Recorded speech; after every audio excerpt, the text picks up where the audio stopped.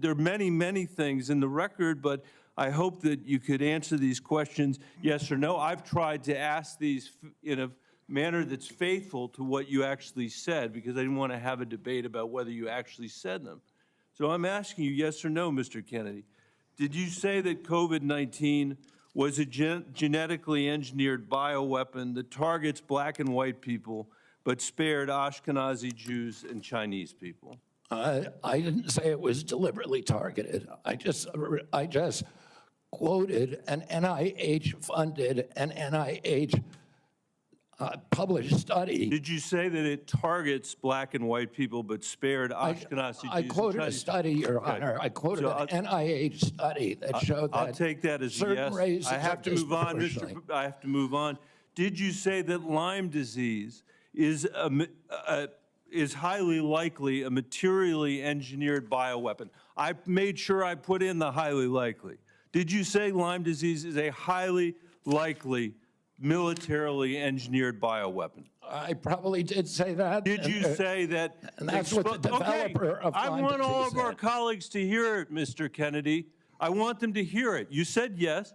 Did you say that exposure to pesticides causes children to become transgender? No, I never said that. Okay, I have the record that I'll give to the chairman, and he can make his judgment about what you said.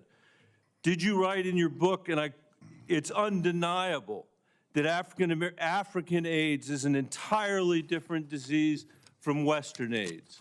Yes or no, Mr. Kennedy? I'm not sure if I made that. Okay, I'll give it to the chairman, Mr. Kennedy. And my final question, did you say on a podcast, and I quote, "I wouldn't leave abortion, to the states. My belief is we should leave it to the woman. We shouldn't have the government involved, even if it's full term." Did you say that, Mr. Kennedy? Senator, I believe that every abortion is a tragedy. Did you say it, Mr. Kennedy? This matters. It doesn't matter what you come here and say that isn't true, that's not reflective of what you really believe, that you haven't said over decade after decade after decade, because unlike other jobs we're confirming around this place, this is a job where it is life and death for the kids that I used to work for in the Denver public schools, and for families all over this country that are suffering from living in the richest country of the world that can't deliver basic health care and basic mental health care to them.